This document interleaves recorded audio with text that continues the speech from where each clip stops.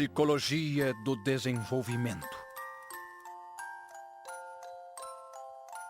A psicologia do desenvolvimento, ela se pergunta sobre a interferência, né, do tempo de vida, nos processos da criança, sejam esses processos de conhecimento, de socialização, de progresso, de como essa criança vai conseguir, então, ao longo do tempo, né, ir adquirindo mais competências, mais capacidades, e não só adquirindo no sentido de somar capacidades, mas como essas capacidades vão se transformar ao longo da vida. Classicamente, a psicologia de desenvolvimento trabalha com desenvolvimento cognitivo, conhecimento, razão, inteligência, desenvolvimento afetivo, desenvolvimento social, das relações sociais, e desenvolvimento motor, psicomotor. Existe um processo identificável que passa por várias etapas para que uma determinada capacidade humana seja realmente um patrimônio da pessoa. Se tiver, então é a psicologia do desenvolvimento.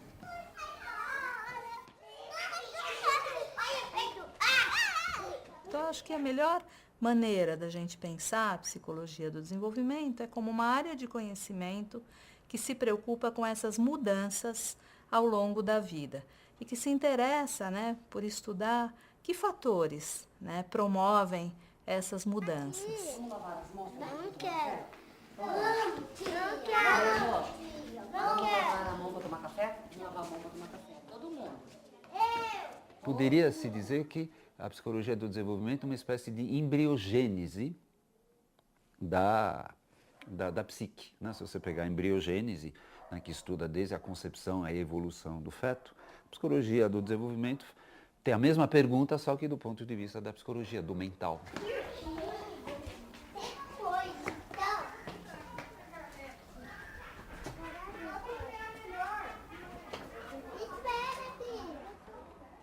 Jean Piaget? Senhor Piaget, Sim? existe então uma embriologia mental. Mas certamente, o movimento é o mesmo, desde que a vida se manifeste. Isso quer dizer que há fases e estruturas no organismo, como na mente. Mas claro, no desenvolvimento orgânico, existem fases, sem sombra de dúvida, que são clássicas, que são conhecidas na embriogênese. O Piaget tinha uma hipótese seguinte, ele conhecia muito bem a embriologia, certo? A embriologia animal. Como é que se forma o embrião, como é que a crisálida se transforma em borboleta, ele conhecia a embriologia. Então, ele foi ver se a embriologia mental, ou seja, a construção do cérebro humano, da capacidade cerebral, da capacidade intelectual, da capacidade inteligente, em suma, se a razão humana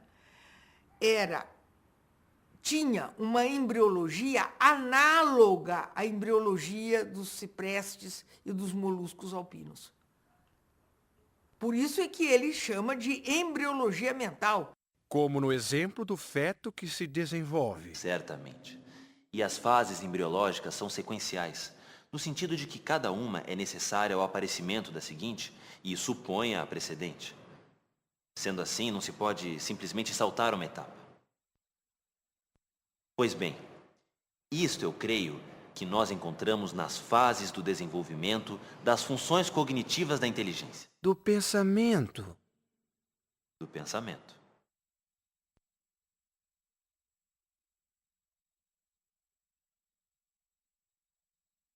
Quer dizer, essas etapas da embriologia humana, do embrião humano, são análogas às etapas da embriologia mental, que também tem as suas etapas.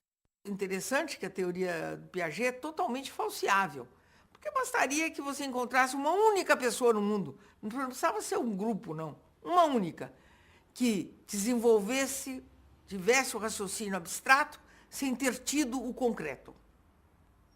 Não existe.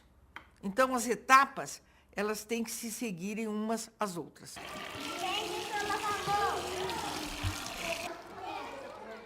Portanto, o desenvolvimento se dá por etapas, por superação de fases anteriores. Então, se tem as etapas A, B, C, D, sempre será na sequência A, B, C, D. Agora, isso é importante, pode acontecer de certos estágios não serem alcançados. Que para alcançar determinados estágios é preciso que haja uma construção do ponto de vista do sujeito, e para que haja uma construção do ponto de vista do sujeito é preciso que o meio ambiente, o meio social, de uma certa forma, demande essa tal construção. Ah, Sr. Piaget, mas os fetos se desenvolvem todos da mesma maneira. Não exatamente. Existem diferenças individuais notáveis. Mesmo sendo inteiramente normal, o feto está sujeito a interações com o meio, interações que supõem os alimentos, por exemplo, pois se há falta deles, haverá uma formação congênita defeituosa. Todavia, tudo parece ter início pelo código genético, pelo sistema genético. Na verdade, isso não acontece no domínio do instinto, porque há sempre uma margem de acomodação individual. Então, por exemplo, o raciocínio lógico-formal, né, o nível mais alto de raciocínio, pode ser que há pessoas adultas que não sejam capazes de fazer, porque nunca precisaram construir essa estrutura, porque nunca o meio os demandou. Porque se a gente acreditasse, e coloco no condicional, se a gente acreditasse que todos chegam até o fim do desenvolvimento, a explicação seria biológica. A explicação seria biológica. Por exemplo, muitas das nossas faculdades biológicas, com determinadas idades, desabrocham. Por exemplo, a capacidade de reprodução. Tá? Então, há um desenvolvimento, claro, mas a explicação dele é biológica. Existe, digamos, uma programação que faz com que, se não houver uma doença, toda e qualquer pessoa, de determinada idade, é capaz de, biologicamente, fazer isso, isso e aquilo. No caso da moral, da cognição, enfim, no caso do desenvolvimento mental, tudo leva a crer que não é assim que funciona. Isso vai dependendo de uma demanda do meio, por isso a ideia da construção vai ser construído.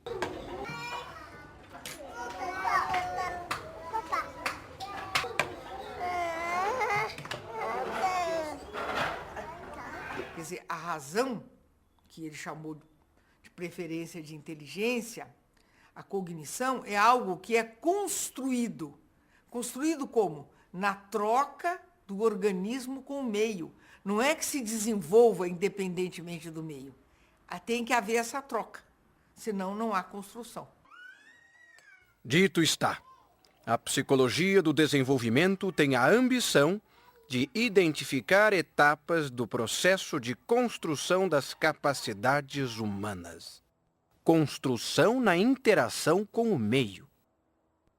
Tradicionalmente, nós temos 3 teorias, né, que são chamadas psicogenéticas, que priorizam a interação, bem como a construção do conhecimento, né, a partir de uma gênese. A gente chama de genéticas, não pela genética da biologia, mas porque valorizam a ideia de gênese, ou seja, todo conhecimento começou em algum ponto antes. Então, a gente olha esse ponto anterior, que é a gênese, para isso que nós estamos vendo agora.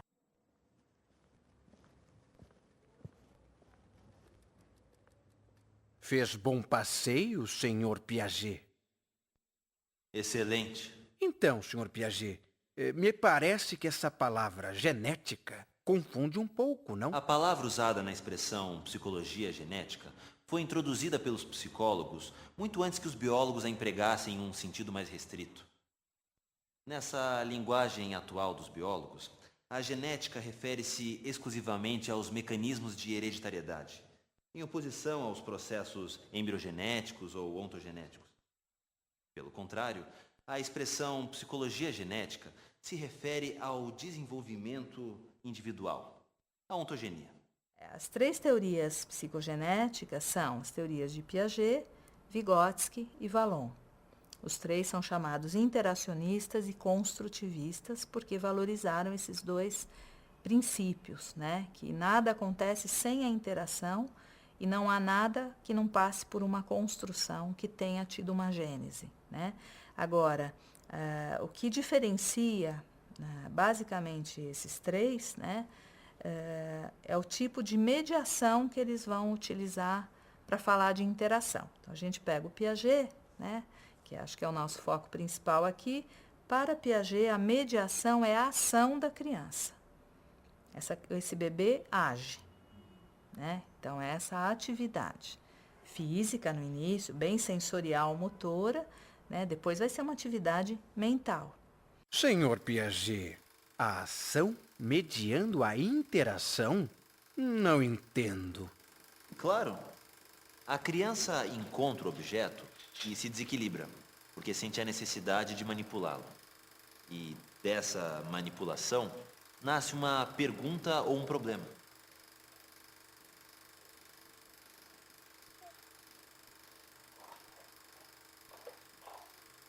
Brincar, comer, resolver problemas, ser bem-sucedido na imitação, sustentar seu ponto de vista, são também necessidades que levam à ação. E a cada instante, essas ou outras ações serão também desequilibradas pelas transformações que aparecem no mundo. Cada nova conduta vai restabelecer o equilíbrio e construir um equilíbrio ainda mais estável do que o anterior.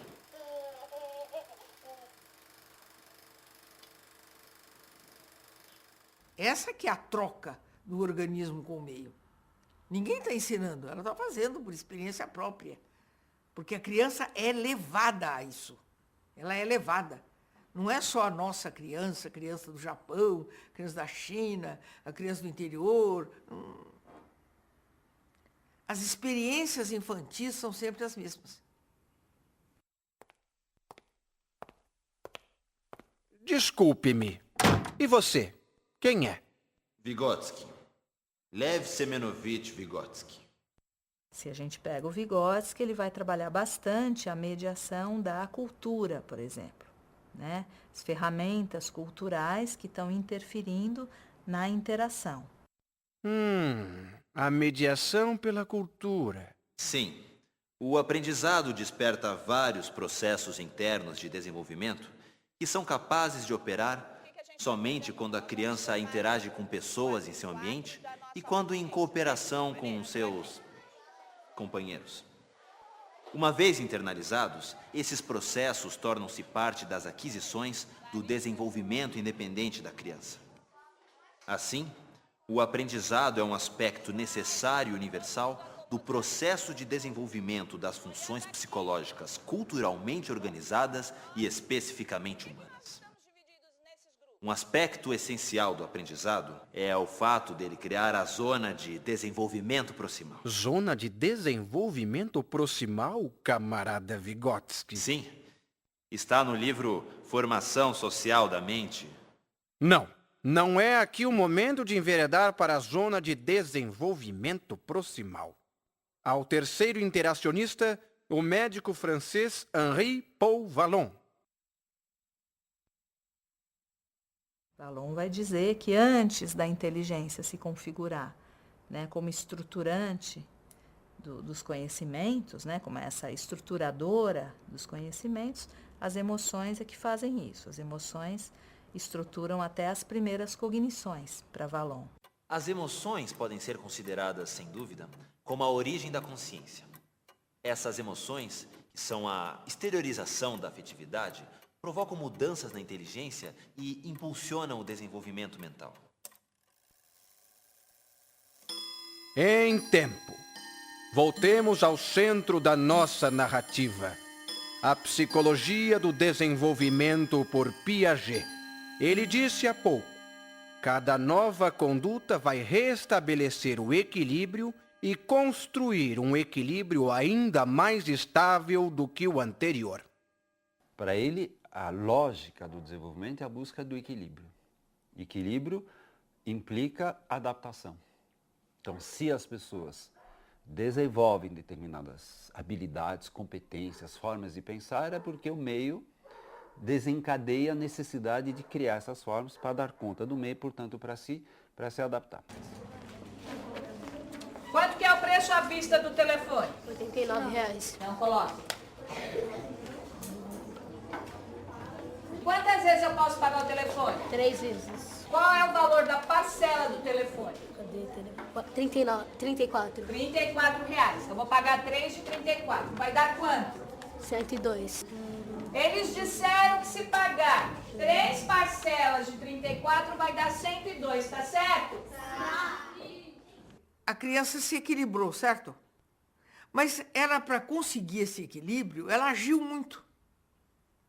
Ela teve muitas ações no sentido de conhecer as coisas, de ver, de olhar, de pegar, de sentir.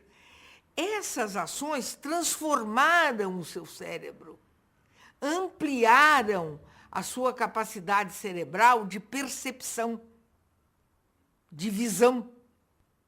Então, o que acontece? Quando ela acabou de se equilibrar, o cérebro ficou ampliado. Com essa ampliação, ele viu coisas que ele não via antes. Então, ela vai se desequilibrar de novo. E qual é a diferença entre o preço à vista e a prazo? Quanto que deu a diferença? R$ 43. Põe lá. R$43, tá certo? Tá ou não? Aliás, no estudo é assim. Você estuda uma coisa, oh, que bom, graças a Deus, acabei esse capítulo. Aí o que acontece? Porque você já sabe muito bem isso, você vai ter problemas com outras coisas que vêm depois e com as quais você não tinha problema nenhum, porque você não tinha a menor condição de se desequilibrar. Aqui não tem, aqui tem. Isso, e aí vai ficar 10. E aí? Fica 9. 9, e aí vai ficar? 12. Você tem 12, tirou 9. 3. Ah, tá. Você tem 9, tirou 8. 1. E ali? 0. Isso acontece conosco diariamente. Diariamente. E não só conosco, seres humanos normais, com os grandes cientistas também. Eles descobrem uma coisa hoje e que faz com que eles possam vislumbrar um universo muito maior. Vou pegar a Maria agora. Pega a Maria, vou pegar a Maria.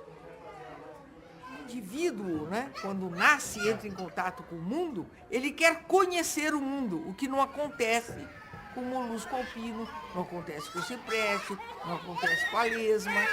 Então, esses outros seres vivos não querem conhecer o seu mundo, mas o ser humano quer. E é aí que existe a diferença entre o ser humano e os outros seres vivos, que ele chama esse momento de o nascimento do sujeito do conhecimento. O que é isso aí? Tatu bola. Ele queima. Queima nada. Queima assim. Ele vira bola. Ele vira bola, né?